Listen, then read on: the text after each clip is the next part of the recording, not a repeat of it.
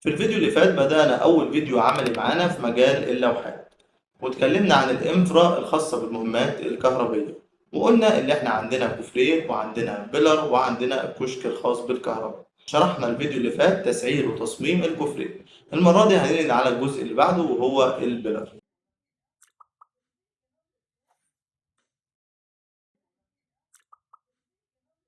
السلام عليكم ورحمة الله وبركاته. أنا المهندس عبد رمضان وده ذا إلكتريك كويل. هنا بنتكلم عن كل ما يخص الكهرباء. فلو أنت طالب أو فني أو مهندس أو مهتم بالمجال فلايك واشترك في القناة ويلا نكمل الطريق مع بعض. ده الفايل الخاص بالفيتشر فايل، هتلاقي فيه كل الداتا اللي احنا هنستخدمها في الفيديو. هتلاقي موجودة على جروب التليجرام، اللينك بتاعه هتلاقيه في الوصف بتاع الفيديو. هنبدأ كده على طول معانا سريعا بمكونات البلر. دي صورة توضيحية للبيلر اللي احنا المفروض هنخلص التصميم بتاعه. البيلر ده بيبقى ليه مواصفة خاصة في شركات التوزيع. الجزئية اللي عندي دي بتبقى خاصة بالدخل، والدخل ده بيبقى جاي من اللوحة اللي في كشك الكهرباء. بيبقى عندي بعد كده حاجة اسمها الربط. الربط ده بربط البيلر بالبيلر اللي بعده زي ما اتفقنا. بعد كده بيبقى عندي 4 خروجات، ال4 خروجات دول بيروحوا يدوا 4 كوفريهات في أماكن مختلفة. دي صورة شوب دروينج تفصيلية لأبعاد البيلر. احنا عندنا بيبقى القاعدة تحت اللي بتثبت عليها طولها 60 سنتي، بعد كده مكان 40 سنتي للكابلات، بعد كده 100 سنتي دي بتبقى الجزء اللي خاص بالهيرابشن اللي موجود عندي. السمك بتاعه بيبقى 40، وده عشان يتناسب مع ايه الكابل اللي داخله. ده السنجل لاين الخاص بالبلر. دول اللي احنا اتفقنا عليهم دخل والربط. وعندي ال4 فيوزات اللي تحت 250 على 400، دول الخروجات بتاعتي اللي هيروحوا غزو الكفريات. دي صورة لشكل الفيوز، ودي القاعدة، ودي صورة لشكل الفيوز بس. في عندنا البيلر ده بيبقى يا هيرابشن فيوز يا إما قواطع زي ما احنا شايفين بالشكل ده. القواطع دي بتخضع للتصميم بتاع المصمم نفسه أو المصنع اللي بيعمل اللوحة. أما الهيرابشن فهو الهيرابشن هي ليها مواصفة احنا بنمشي عليها. بعد كده عندي ده سنجل لاين تاني، ده انت بتعمله كمهندس مكتب فني، بتعمل السنجل لاين ده وتقدمه لشركة الكهرباء. زي ما اتكلمنا عندنا جزئية الدخل، وعندنا الربط، وعندنا ال4 خروج.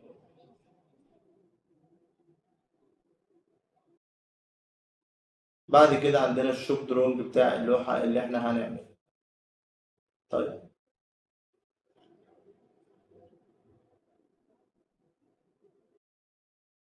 لما نيجي نفتح فايل الكاد احنا عملنا الرسمة الخاصة بالكوفريه دي هتلاقيها في الفيديو اللي فات.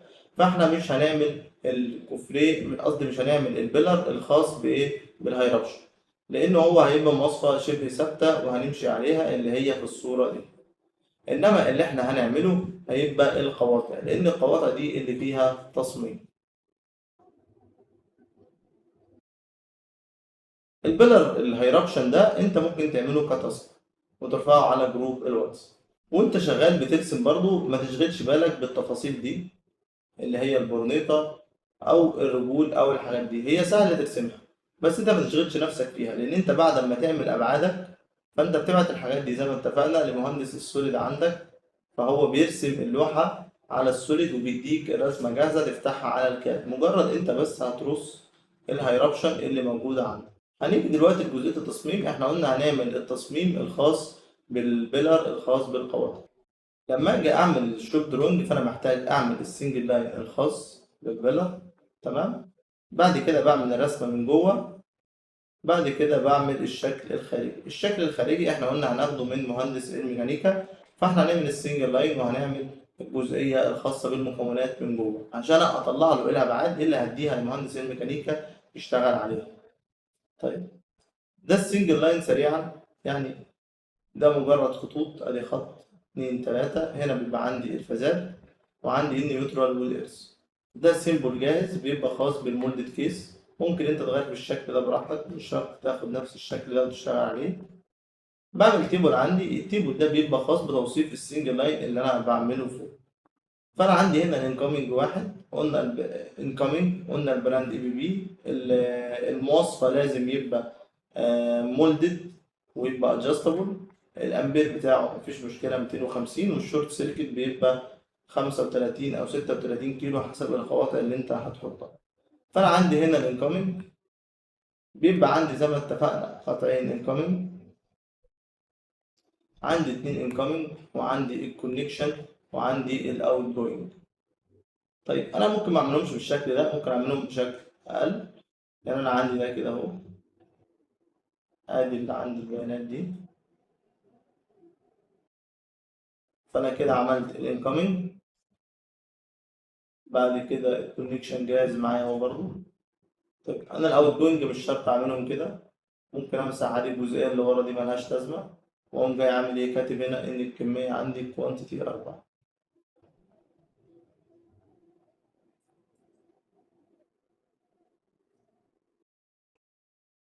الامبرات الخاصه بالقواطع غير الهيرابشن الفيوز.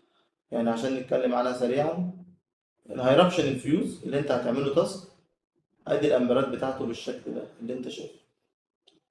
عندك 400 على 630، وعندك الهيرابشن فيوز اللي هم الخروجات 250 على 400. اما البيلر القواطع ده، فانا هيبقى عندي التلاتة دول، ده الربط وده الدخل اللي عندي، يعني الدخل واللي هيدي البيلر اللي بعده، دول هيبقوا 250 امبير ادجستبل. الاربع قواطع دول ممكن تعملهم 100 امبير، ممكن تعملهم 125، ممكن تعملهم 160، حسب برضو ايه المواصفة اللي انت هتشتغل عليها وحسب متطلبات المكان. نرجع نكمل الرسمة بتاعتنا. فاحنا قلنا هنا خلاص التلات حاجات دول ما لهمش لازمة معايا، انا مش محتاج الجزئية دي في حاجة، وكذلك برضو الاتنين انكoming انا مش محتاجهم. يعني هقوم جاي ماسح كده،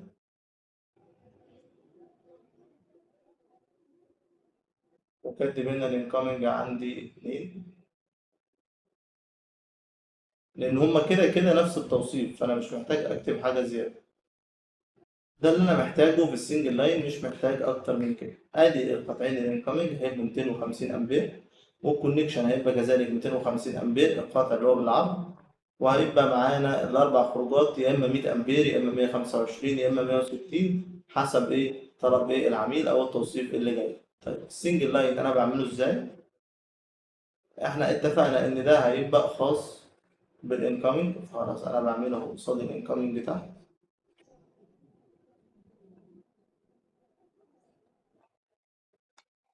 بعد كده عندي ده الكونكشن اهو، ممكن تعمله تحت كده او ممكن تعمله فوق زي كان التوصيف بتاع شركة الكهرباء، مش مشكلة عادي.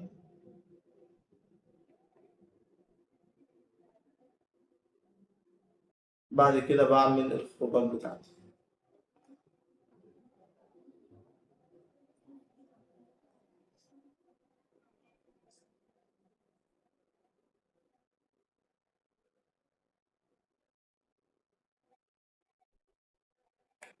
بقيت الجزئية دي كلها من الرسمة أنا مش محتاجها، ممكن أشيلها عادي. دي بلوكات جاهزة أنا مجهزها لك عشان لما نيجي نرسم الرسمة الخاصة بالأوت بتاع البنك. كده إحنا خلصنا السنجل لاين، نيجي تحت عشان خاطر نرسم المكونات ونحدد الأبعاد بتاعتها. ده الكاد دروينج الخاص بتاع المفتاح اللي احنا اتكلمنا فيه، وقلنا هنحمله من على الفايلات، هيبقى 3D كاد دروينج للمفتاح اللي عندي عشان خاطر يديني أبعاد المفتاح. طيب أنا عندي المواصفة اللي موجودة معايا إن أنا القواطع تبقى رصيتها بالشكل ده.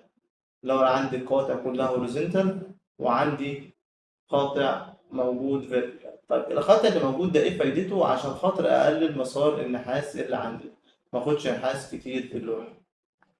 عشان كده عملت القطع ده مايل، ما عملتوش بالطول زي بقية القواطع. انا عندي هنا المفروض هيبقى عندي ادي قاطع 2 وقاطع مايل 3 وعندي 4 قواطع. طيب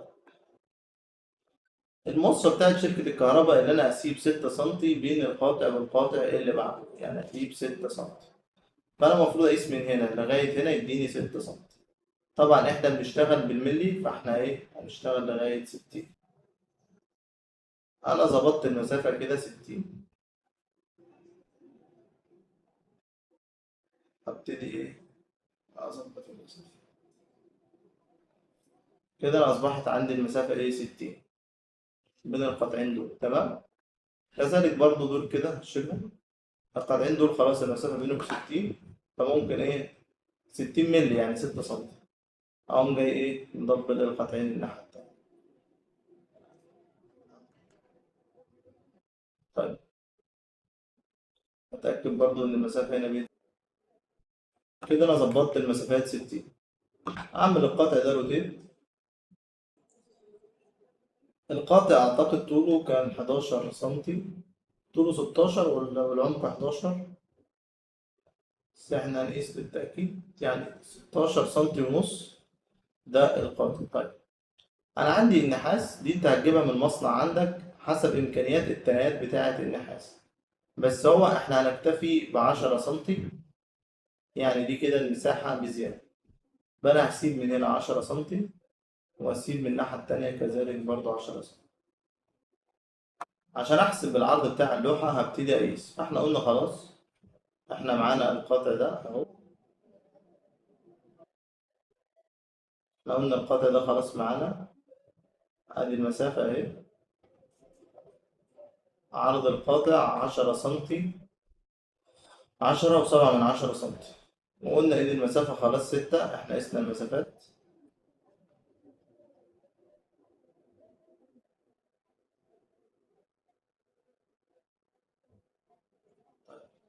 أبتدي أقيس عشان أجيب اللوحة. أعمل وليكن مثلا شكل ريكتانجولار. إحنا قلنا مش هنشغل نفسنا بالشكل. شكل البورنيطة والتفاصيل دي هي بتجيلك جاهزة من مهندس الميكانيكا. طيب ونسيب من هنا كمان.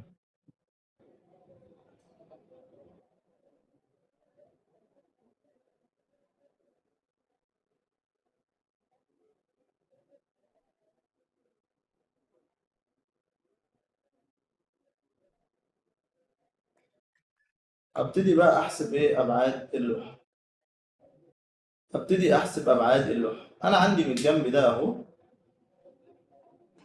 انا عندي من اول 6 سنتي. بعد كده انا عندي الجزئيه دي 6 سنتي. القواطع المية العرض بتاعها 9، يعني هنا 10.7. ده القاطع اللي هو العمومي 250. انما القواطع الفرعيه دي عرضها 9. بس انا محملتش الكاد فايل بتاعها، يعني عشان ايه سرعه الفيديو. العرض عندي هنا 6 من جنب اللوحة، تمام. هبتدي أزود عليه عرض القاطع ده 11، وأزود عليه المسافة اللي بعدها 6. بعد كده أزود 11.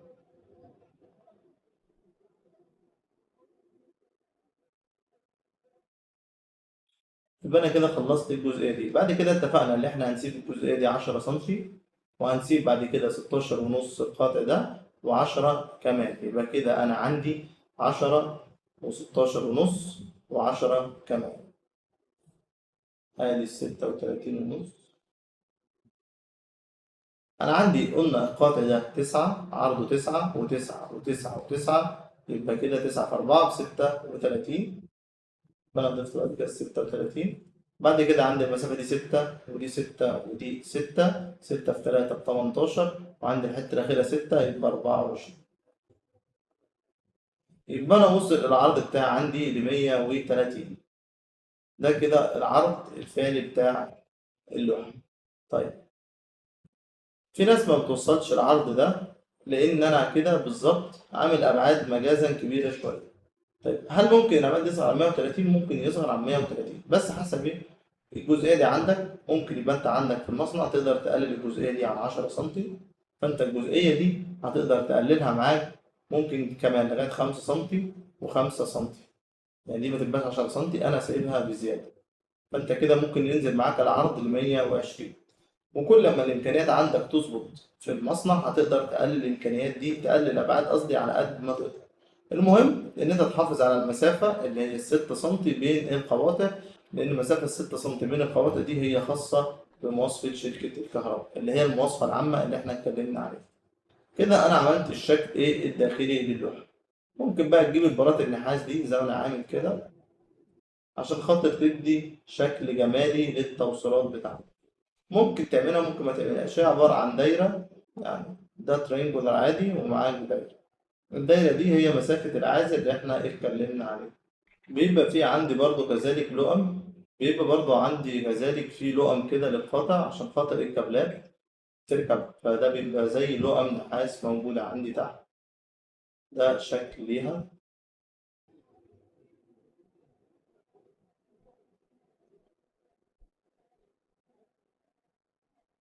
بعد كده بقى بعد ما خلصنا اللؤم هتبتدي انت ترسم توصيلات النحاس زي كده. ده الشكل النهائي اللي المفروض هيطلع معاك في الآخر. هنيجي دلوقتي عشان خاطر نحسب النحاس. انت لما تيجي تحسب النحاس هتقيس عندك من اول هنا لغاية هنا، وليكن مثلا مجازا هتطلع 40 سنتي. بعد كده هتقيس من هنا لغاية الآخر. يعني هتيجي تعمل كده اهو، تجيب الدايمنشن،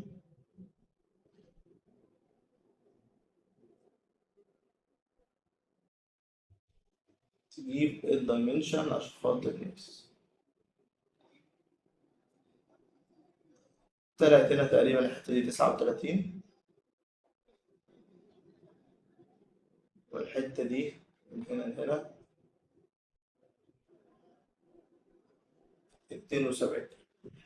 يعني هنقول متر، فعندنا 3 بارات يبقى كده 3 متر. ده النحاس العمومي. واحنا اتفقنا ان احنا بنحسب الامبير بنقسم على 1.5. ده فايل التسعير اللي كان خاص بالكفري، هو نفس الفايل هنشتغل دلوقتي عليه التسعير. احنا قلنا ان القاطع العمومي كان عندنا 250 امبير، هنقسم على 1.5 يطلع النحاس 166. قلنا اقرب حاجة 20 في 10، نفس حسبة الكوفري. طيب احنا كان عندنا 20 في 10 ده قلنا هناخد منه 3 متر. تمام كده، فهاجي عند اللينس واكتب 3 زي ما احنا عاملين امبارح، نفس الدينستي ونفس الكيلو ونفس البرايس. الاكسل ده احنا شرحناه بالتفصيل المرة اللي فاتت في تسعير الكوفري، هشتغل عليه المرة دي على طول. انا هنا خلصت النحاس العمومي، الجزئية دي خلاص اللي احنا حسبناها اللي هي المتر. هبتدي احسب الفرعيات.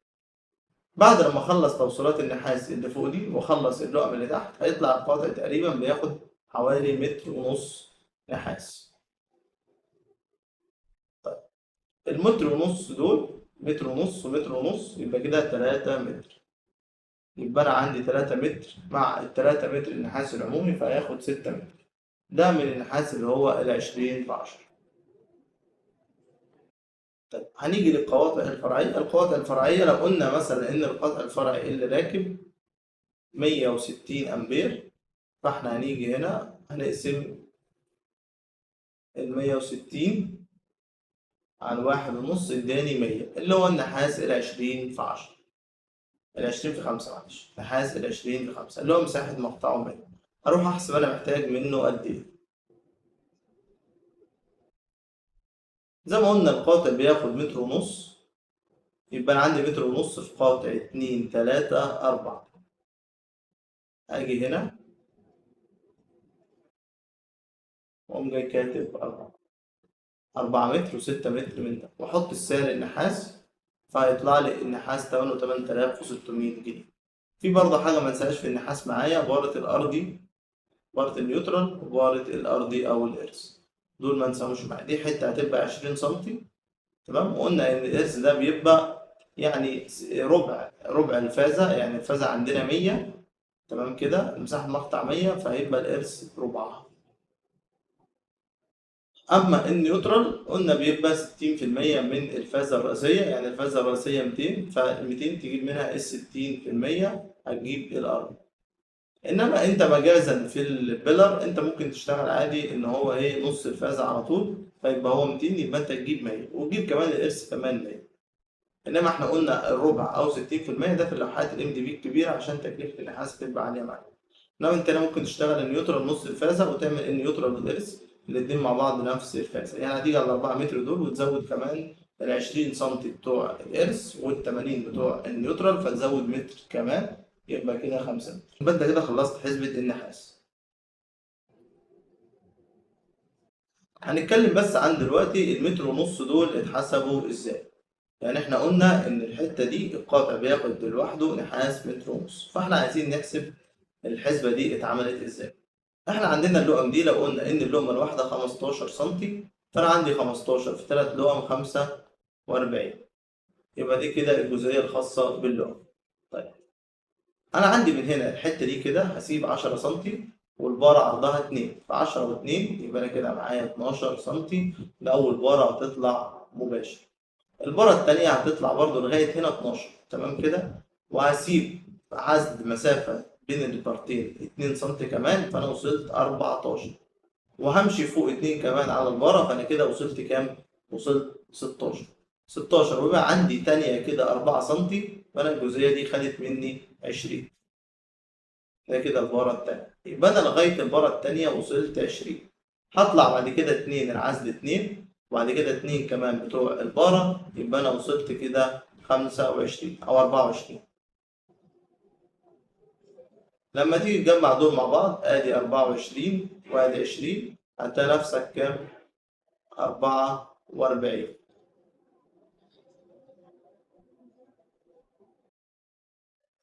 هتلاقي نفسك وصلت 44. 44 وكان معايا 45 وانت كان معاك 90، يعني انت بتتكلم كمان في متر مش متر ونص.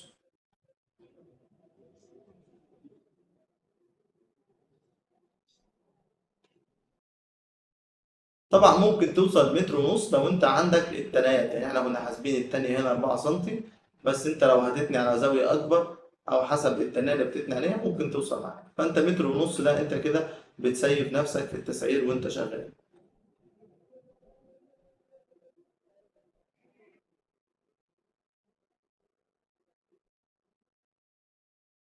يبقى احنا كده نعيد سريعا، احنا معانا قلنا ادي القواطع اللي عندنا، قواطع الدخل، قاطع الربط، وعندنا الاربع خروجات. حسبنا النحاس قلنا ان القواطع دي 250 ثابته، القواطع دي 160 160 160 160. طبعا القواطع دي كلها بتبقى ادجستبل. تمام، طلعنا ابعاد اللوحه، قلنا العرض بتاعنا 120 مجازا، هيبقى 120، ممكن يقل عن كده كمان، المهم احافظ على المسافات دي 6 سنتي. تمام كده، نيجي نحسب بس الحتة دي احنا ما اتكلمناش عليها، طول بقى اللوحة. طول اللوحة احنا عندنا القاطع ده اتفقنا ان هو كان 16، وقلنا ان الحتة اللي تحت دي 15. بس انت سيبك من الحتة اللي تحت، انت عندك من المفروض تسيب مساحة حسب المواصفة 55. 55 سنتي ده مكان للكابلات، دي مواصفة. فانت لما تيجي تجمع ال 55 مع ال 16 دي خلاص كده ما عادش ليها لازمة. تمام، تيجي تجمع 55 مع 16، 55 مع 16 يبقى دي كده 70، وهيبقى عندي الحتة اللي فوق دي 30، دي مساحة 20 لبارات النحاس و10 سم فوق فراغ، يبقى دي كده 100. فأنت ممكن تعمله عادي 100 في 120، يعني هيبقى 100 في 120 في العمق بتاعي هيبقى 30. احنا قلنا اللي فوق كان العمق بتاعنا 40 حسب الكابلات، هنا 250، ممكن يقل عادي، يبقى العمق بتاعنا عندي 100 120 في 30. العمق ازاي بحسبه؟ بحسبه برضه حسب عمق المفتاح، يعني عمق المفتاح ده بيبقى 10 سنتي، بس عشان خاطر الكابلات ويبقى في كرسي بيركب عليه المفتاح او كده، فانت هتلاقي انه وصل معاك 30. ابعاد الكراسي والحاجات دي هتاخدها برضه من الميكانيك. يبقى احنا وصلنا ان هو 100 في 120 في 30. هتروح على الاكسل نكتب زي ما احنا كنا عاملين الاكسل المره اللي فاتت، الطول 100، العرض 120 في 30، يبقى انت كده سعرت الجزئيه الخاصه بالبلر. طيب، يبقى احنا كده خلصنا البلر القوام. طبعا بعمل عندي دي مقاسات الجراندات، بعمل عندي فتحات تحت عشان خاطر دخول الكابلات. ده توصيف شركة الكهرباء زي ما اتكلمنا. أنا عندي البارة العمومية 20 في 10 زي ما احنا حسبنا. قال لك إن البارة الفرعية الفرعيات كلها 100 اللي هي 20 في 5. تمام كده. بعد كده أكلمك عن الإرث والنيوترال. هو حط الإرث والنيوترال على طول 20 في 5 اللي هو اعتبر إن هما الاتنين نص البارة الرئيسية. أنا زي ما قلت لك النيوترال بيبقى 60% والإرث بيبقى ربع البارة الرئيسية. ده في اللوحات العمومية أو الميديمات الكبيرة عشان الموضوع بيفرق في النحاس، إنما هنا مواصفة ثابتة فمش هيفرق كتير في السعر، فاشتغل زي ما هم عاملين. يبقى احنا عندنا معانا صفحة السنجل لاين اللي احنا رسمناها مع بعض. بعد كده عندنا ايه الشكل الخارجي. حسبنا ازاي جبنا الطول وحسبنا العرض وحسبنا العمق الخاص باللوحة. اتكلمنا عن مقاسات النحاس. هتاخد بالك برضو في التسعير عندك الكوالين، شوف سعر الكوالين، سعر المفصلات، الكلام ده كله هتاخده من إدارة المشتريات عندك زي ما اتكلمنا المرة اللي فاتت. دي الجزئية الخاصة بالبيلر الخاص بالقواطع اللي احنا ايه عملنا التصميم عليه. البيلر الخاص بالفيوزات انت هتعمله كتاسك عندك، هترص بس الفيوزات دي وتشوف انت هتحاول تظبط الابعاد ازاي. الابعاد عندك هنا ثابتة في البيلر الخاص بالفيوزات، مش هتحتاج تحسبها زي ما احنا حسبنا في القواطع. تمام كده. فاحنا عندنا هنا هتلاقي عرضها 132، هتلاقي طول اللوحة كله 2 متر، هتلاقي الجزئية اللي تحت 60 والجزئية دي 40 والجزئية دي 85. هسيب لك الداتا دي كلها في لينك التليجرام. لو في جزئية ما كانتش واضحة في الشرح سيبها لي في التعليقات أو اسألني عنها في جروب الواتس. والسلام عليكم.